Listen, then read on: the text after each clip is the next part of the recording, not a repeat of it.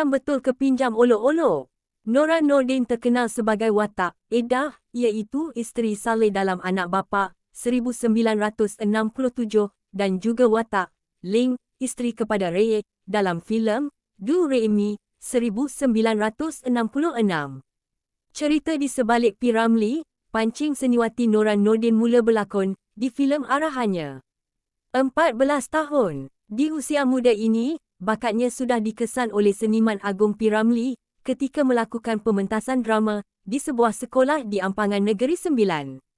Beliau terkenal sebagai watak dalam Anak Bapa 1967 dan sebelum itu Nora Nordin terlebih dahulu telah berlakon dalam beberapa buah filem sebelum itu.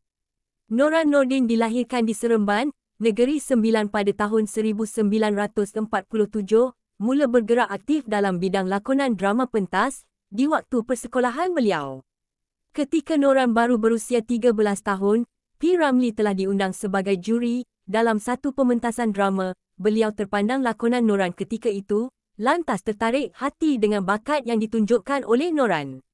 Selepas itu P. Ramlee telah menawarkan Noran untuk uji bakat di Singapura tetapi terpaksa ditolak kerana Noran ketika itu masih bersekolah dan ibu bapanya tidak mengizinkan atas sebab tidak mahu Noran terlebih menonjol di media sosial, memandangkan kedua ibu bapa Noran merupakan ahli politik zaman Tunku Abdul Rahman. Namun atas nasihat dan pujukan, serta P. Ramlee meyakinkan kedua ibu bapa Noran Nordin hanya memegang watak tambahan dan tidak mengganggu sesi pembelajaran Noran. Ketika habis penggambaran, ibu bapa Noran Nordin lantas bersetuju dengan syarat Nora Nordin habis pembelajaran barulah boleh mulakan sunting filem. Pada tahun 1965, Nora yang ketika itu berusia 18 tahun berhijrah ke Kuala Lumpur apabila ditawarkan watak ekstra oleh P. Ramlee dalam filem Masam-Masam Manis. Sebenarnya tawaran itu juga ditolak oleh Noran atas sebab beliau sedang bekerja sebagai penari kebudayaan di sebuah bangunan terkemuka di Singapura. Namun apabila P. Ramlee memujuknya untuk kali kedua, lalu ia bersetuju berlakon watak ekstra di filem-filem arahan P. Ramlee. Selepas itu, Nora Nordin terus ditawarkan untuk berlakon, memegang watak heroin dalam filem Bumiputera 1965. Kemudian Nora mula menjadi pelakon yang sering muncul dalam filem-filem keluaran Studio Merdeka dan telah diberi kepercayaan berlakon watak utama dalam mana-mana filem terbesar atas sumbangan P. Ramlee. Antara senarai filem lakonan beliau adalah Masam-Masam Manis, Bumiputera, Gadis Langkawi, Do Re Mi, Keluarga 69, Anak Bapa, Lain Jalan ke Syurga, Gerimis, 9, Kembang Layu, Dr. Rushdie, Perintah Seri Paduka, Dosa Remaja, Jantina, dan Mastura. Selain dari berlakon, Nora mempunyai bakat menyanyi, menari dan melukis. Pada hujung tahun 60-an, Noran telah memasuki Kugiran Dendang Remaja KL yang dipimpin oleh Osman Maulud.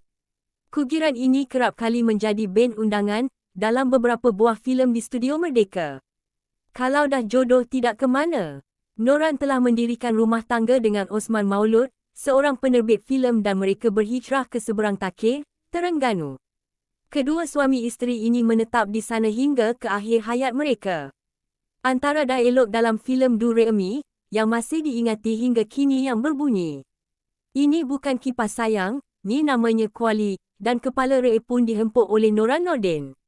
Dan dialog yang seterusnya masih diingati dari filem Masam-Masam Manis iaitu berbunyi, "Edah nampak abang genyit-genyit mata dengan perempuan tu, kalau sekali lagi Edah nampak abang genyit-genyit mata, Edah pekik dekat sini, Edah buat pasal nanti beng.